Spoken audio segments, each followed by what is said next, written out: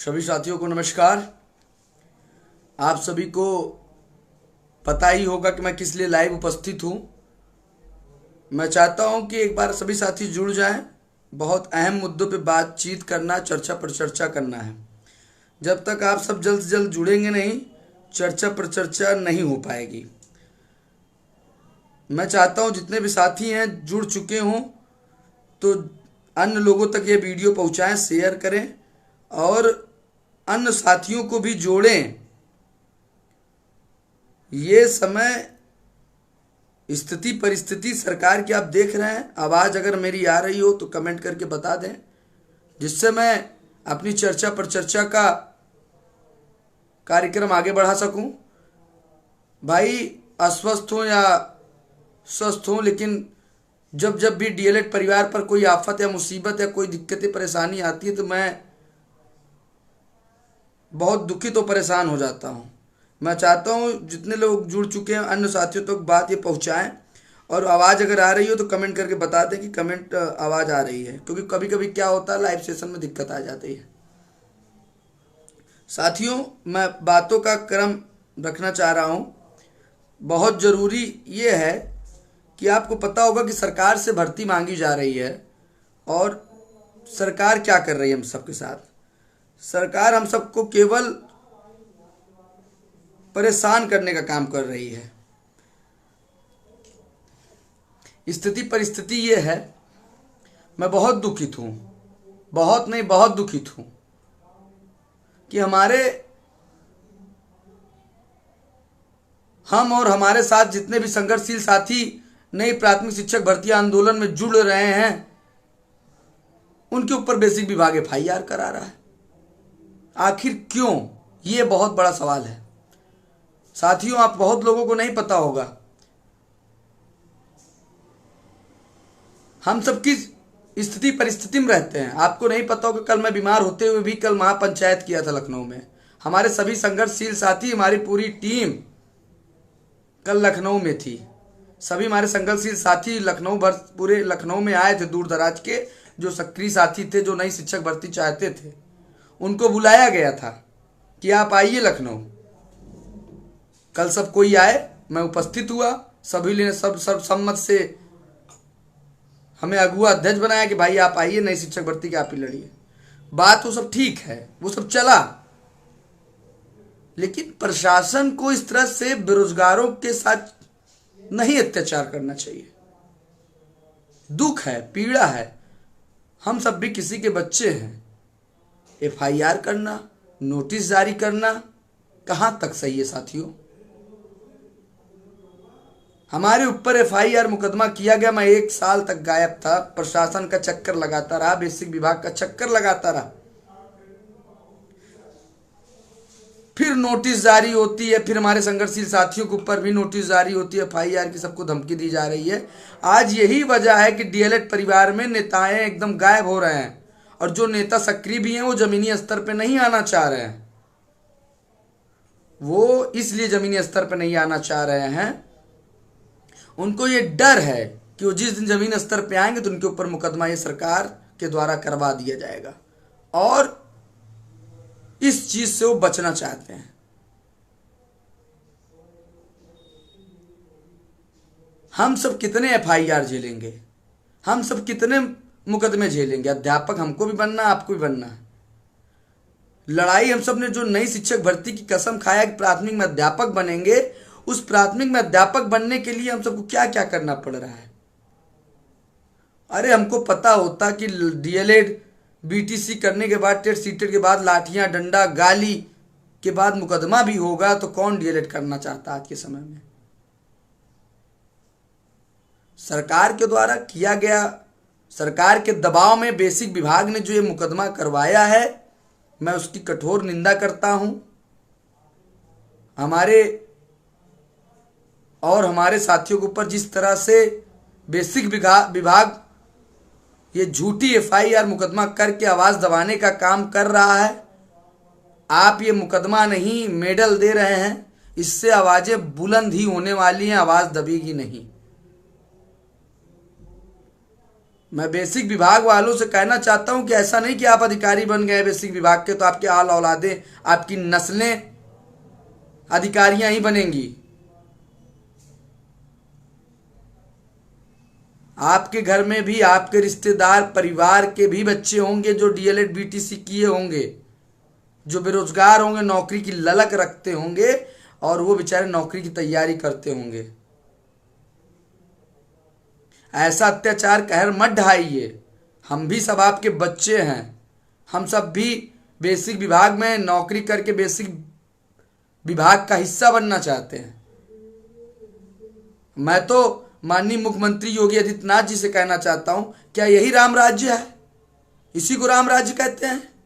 राम राज्य तो वो था कि राम राज्य में जब राम के ऊपर प्रजा ने आलोचनाएं और बदनाम किया, तब भगवान ने अपनी प्रामाणिकता दिया, ना कि उन प्रजा के ऊपर अत्याचार ढाया। जब एक प्रभु श्री राम ने अपने ऊपर लगे आरोपों को निराधार बताने के लिए अपने सच का प्रमाण दिया, तो आप ये क्या कर रहे हैं? अगर आप गलत नहीं, आप भर्ती नहीं देना चाहते तो एक बयान जारी करिए कि हमको भर्ती नहीं देना है। लेकिन ये जो मुख्यमंत्री कार्यालय के दबाव में ये बेसिक विभाग द्वारा एफआईआर हो रहा है, ये क्या हो रहा है? यही राम राज्य है? इसी को राम राज कहा जाएगा कि प्रजा के ऊपर अत्याचार कराई जाए? हम कह रहे हैं आपके द्वारा, मुख्यमंत्री कार्यालय के द्वारा एफआईआर नहीं हुआ है, तो बेसिक विभाग ने जो एफआईआर के लिए पत्र लिखा है उससे तो एफआईआर आज 2-3 दिन में हो ही जाएगा। तो बताइए, आपके राज्य में बेसिक विभाग ने एफआईआर कराने के लिए एप्लीकेशन नौजवानों को दिया, इस पे आप क्या कहना चाहेंगे? माननीय मुख्यमंत्री जी, जब आवाजें उठने लगेगी, आप कितनी आवाज दबाएंगे? जिस दिन राज्य की प्रजा आवाज उठाने लगे अपने हक अधिकार के लिए, उस दिन जानिए आपका अस्तित्व खत्म हो रहा है, कम हो रहा है। आप उस आवाज को उठाने वाले व्यक्तियों की मांग को सुन करके पूरा करिए, जिससे आने वाली और भी 5 साल आपकी सरकारें मजबूती से बनी रहे। इसका मतलब थोड़ी है कि आप तानाशाही बरपाएंगे और आवाज बंद दबाएंगे। ये जो आप आवाज दबाने का काम कर रहे हैं, इससे आवाजें बुलंद हो रही हैं। ये आपका वोट बैंक कटेगा ही कटेगा। हम सब कोई आपके विरोधी नहीं है। मैं तो मुख्यमंत्री योगी जी पुनः कहना चाहता हूं, अगर एलआईयू के लोग, आईबीपी के लोग, प्रशासन के लोग इस वीडियो को देख रहे हैं, जिस प्रकार सभी वीडियो आप काट करके एफआईआर करवाने में साक्ष्य रखते हैं, इस प्रकार से इस वीडियो को मुख्यमंत्री जी तक भेजिए कि हम सब कोई उनके विरोधी नहीं हैं। उन्हीं के राज्य की प्रजा हैं जो नई प्राथमिक शिक्षक भर्ती के लिए परेशान हैं। आप अटल योजना जारी कर रहे हैं, शिक्षा योजना। आप रिटायरमेंट लोगों को दोबारा संविदा पर रखने के लिए पैसा है। रिक्त पदों को आप बता रहे हैं कि रिक्त पदों को संविदा पर रखेंगे, लेकिन आप नए लोगों को नौकरी पर नहीं रखना चाहते। आपको पता है कि 45,000 रुपये राजकोष से घटेगा। अरे माननीय मुख्यमंत्री जी, हम तो आपसे कहना चाहते हैं, और शिक्षा विभाग के शिक्षा मंत्री जी से और शिक्षा विभाग के अधिकारियों से कहना चाहते हैं कि आप आज नोटिस जारी कर दीजिए, बोल दीजिए कि हम डीएलएड बीटीसी कोर्स नहीं कराएंगे। हम प्राथमिक शिक्षक भर्ती देने में सक्षम हैं। कल से मैं प्राथमिक शिक्षक भर्ती पर एक बयान मेरा आ जाए तो मेरे ऊपर जितने चाहे उतने फर्जी मुकदमे करवा दो। लेकिन नौजवानों को, बेरोजगारों को इस तरह से पड़तालना न दी जाए। अरे उसको एफआईआर ही लेना होगा, हम सबको एफआईआर ही लेना होगा, तो हम सब गुंडे मवाली बनते। लेकिन हम सब गुंडे मवाली बनने के लिए नहीं, देश के समाज के सुधारक बनना चाहते हैं।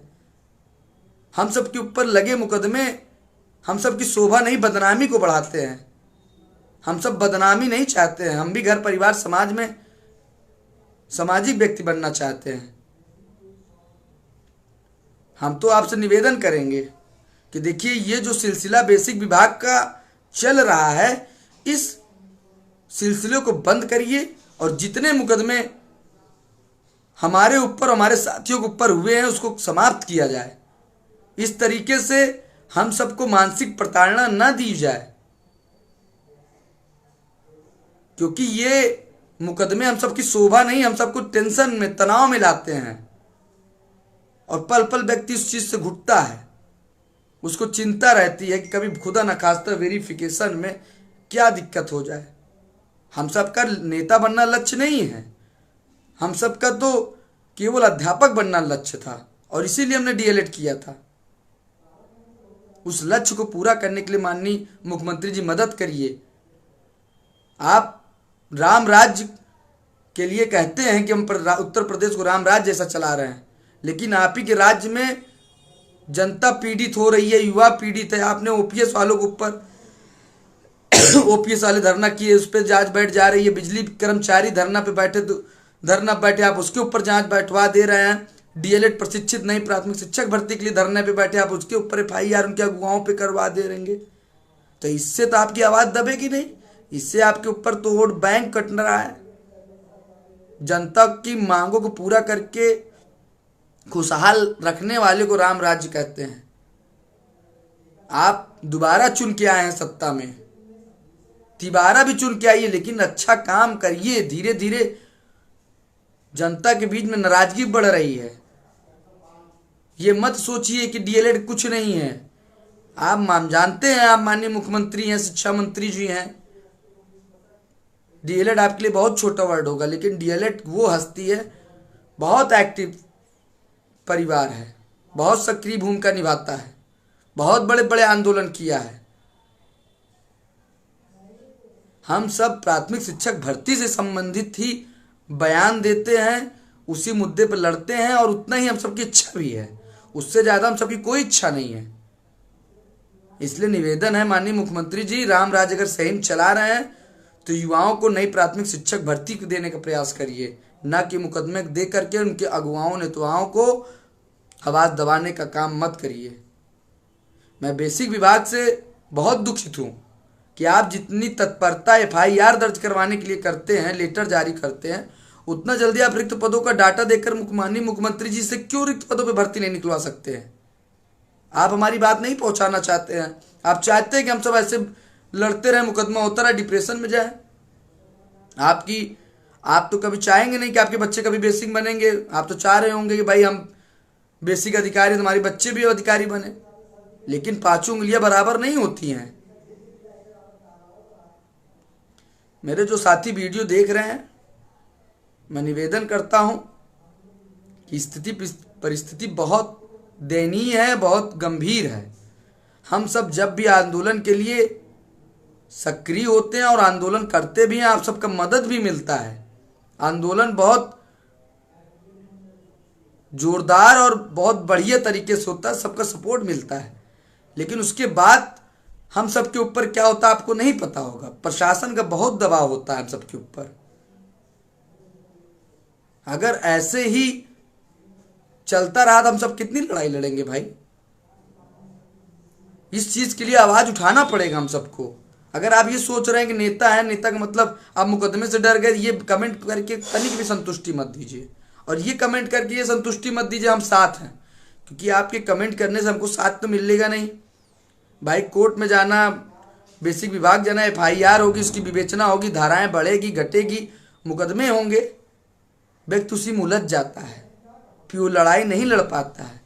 इसके लिए भी आवाज़ उठाना पड़ेगा हमको, आपको, कि जो हो रहा है हम सबके ऊपर, इस पे अगर हम सब नहीं सक्रिय होंगे तो कैसे होगा? भर्ती कैसे हम निकलवा पाएंगे? अरे हम बीमारी से लड़ सकते हैं, हम डेंगू से लड़ सकते हैं, हम टाइफाइड से लड़ सकते हैं, प्रशासन से कैसे लड़ेंगे? आज कल मैं सारा दिन लखनऊ में था। प्रदेश के समस्त बैच के समस्त नेतागण उपस्थित थे। सभी ने स्वीकृति से कहा भैया महापंचायत का धार ये है कि आप हमारे अध्यक्ष हैं, आप नई शिक्षक भर्ती को लड़िए। मैंने कहा नहीं, लड़ाई तो सभी लोग मिलकर लड़ेंगे और सब एक बराबरी पे लड़ेंगे। मेरा उद्देश्य है नई प्राथमिक शिक्षक भर्ती, मुझे अध्यापक बनना है, मुझे अध्यक्ष, उपाध्यक्ष, महामंत्री, प्रवक्ता के कोई वो नहीं है। और मैं बस इतना उम्मीद करता हूं कि जितने भी मेरे तमाम संगठन हैं डीएलएड के और तमाम प्रदेश से जो 8 लाख प्रशिक्षित हैं वो एक्टिव हों,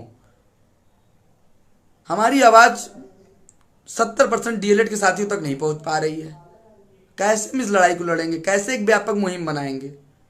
हम सब तो पुलिस के मुकदमों से परेशान हो जाएंगे, लड़ाई लड़ ही नहीं पाएंगे।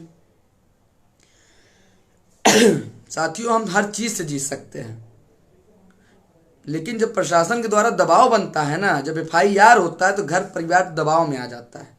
और घर परिवार से जो दबाव बनता है आपके ऊपर ना, उससे आप कुशल नेतृत्वकर्ता नहीं बन पाते हैं। हर व्यक्ति घर के दबाव से उलझा है, बेरोजगारी से उलझा हुआ है, और प्रशासन यही चाहती है, सरकार इसलिए चाहती है कि उनके बेरोजगार युवाओं पे मुकदमा लग जाएगा, डर जाएंगे और आवाज शांत हो जाएगी, ये शांति से घर में घुस जाएंगे, अपना पढ़ेंगे और हम सब अपना शांति से काम करेंगे। मैं निवेदन कर रहा हूं, ये वीडियो को पहुंचे जो छात्रा साथी हैं, मैं जितने भी लोग हैं, ज्योति जी, जितने भी लोग जुड़े हुए हैं, जनार्दन जी, काफी लोग जुड़े हैं, कमेंट कर रहे हैं, मैं इनसे निवेदन करता हूं इस वीडियो को लोग तक पहुंचाइए। और महिला जो साथी हैं, देखिए, बिना महिला के इस लड़ाई को नहीं लड़ा जा सकता। संख्याएं बहुत ज्यादा है छात्राओं की, और छात्राएं घर से निकलना नहीं चाह रही हैं। धरने में आएंगी नहीं तो लड़ाई लड़ नहीं सकते हम सब। और इस लड़ाई को तभी लड़ी जा सकती है जब हमारे ही साथी हमारे साथ कदम से कदम मिला के चल सके। आप सब ने हमको नेता चुन लिया, अब नेता का मतलब ये थोड़ी है कि आप हमारे पीछे रहें ही ना। नेता का मतलब होता है कि उसके पीछे उसका समाज हो, उसका परिवार हो। आप सब मेरे परिवार हो, आप सब मेरे समाज हो, और आप मेरे पीछे नहीं चलोगे, मैं इस लड़ाई को सरकार से कैसे जीतूंगा? हमें मुकदमों से डर नहीं लगता है, हमें डर इस चीज का कि हम जिन लोगों के लिए लड़ रहे हैं वो लोग मेरे पीछे खड़े होंगे कि नहीं होंगे। मैं सबको एकजुट किया, सबको एक साथ लाया, फिर सरकार की बेसिक शिक्षा विभाग ने एफआईआर दर्ज करवा दिया। तो बेसिक विभाग से लड़ने के लिए ताकत होनी चाहिए, वो ताकत आप सब हैं। और जब तक वो सब आप खुल कर नहीं आएंगे मैदान में ना, इस लड़ाई को नहीं जीत पाएंगे हम सब। और ये लड़ाई भी ये भी बता दे रहे हैं, 10, 20 लोग, 50 लोग, 500 लोग से नहीं जीती जा सकती। इस लड़ाई को 8 लाख लोग की समस्या है, ये नई प्राथमिक शिक्षक भर्ती, तो 8,000 लोग रोड पर उतरना चाहिए। सभी लोगों के ऊपर मुकदमा हो रहा है, ऐसे कर देंगे ये। आप सब पीछे नहीं रहेंगे तो यही करेंगे। आज मेरे ऊपर मुकदमा हुआ, कल आज में जो मेरे साथ देने वाले साथियों पर मुकदमा हो रहा है, फिर ऐसे ही सब लोग टूट जाएंगे, परेशान हो जाएंगे। वो ये सोचेंगे क्या मिलेगा, भाई आप सब पीछे खड़े होते नहीं है। जो मेरे ही डीएलएड में कुछ साथी हैं, वो विचार से अलग हो रहे थे, उनको एकजुट करने के लिए कल सबको एकजुट किया गया। सब एक खुशी हुए कि भाई हाँ, सरकार की से लड़ाई है हम सब, क्या हमको एकजुट होना पड़ेगा। सब एकजुट हो गए हैं, बस बच्चों को एकजुट होना पड़ेगा। जिस दिन ये चीज समझ लिया जाए कि ये लड़ाई हमारी है, मेरी है, उस दिन इस लड़ाई को जीता जा सकता है।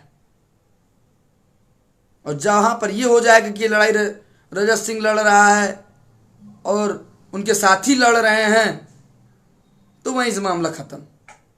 फिर आप सब फेसबुक पे लाइव देखेंगे, ट्विटर पे जानकारी मांगेंगे, और इससे लड़ाई कुछ नहीं हो पाएगी। मैं बार बार कह रहा हूं साथियों, सरकार बहुत बांट रही है हम सबको। 8 लाख वोट हैं, 8 लाख प्रशिक्षित हैं डीएलएड में, 4 लाख बीजेपी से जुड़े होंगे, तो 2 लाख बसपा से, तो 2 लाख इनसे जुड़े, 2 लाख किसी न किसी सपा से, कहीं ना कहीं कोई ना कोई पार्टी से जुड़ा हुआ है। अब सरकार के भाई, सरकार से हम नौकरी मांग रहे हैं, नई प्राथमिक शिक्षक भर्ती, तो भाई ये तो कहेंगे नहीं कि भाई सरकार योगी जी हमको भर्ती दे दीजिए, योगी जी जिंदाबाद, योगी जी को चरण स्पर्श। भाई आवाज जब उठती है तो लोकतांत्रिक तरीके से विरोध होता है। योगी जी भर्ती देना होगा, शिक्षा मंत्री भर्ती देना होगा, हम अपना अधिकार मांगते नहीं, किसी से भीख मांगते हैं, आवाज दो, हम एक हैं। इन चीजों के साथ मुद्दे को उठाया जाता है, वो भी लोकतांत्रिक तरीके से।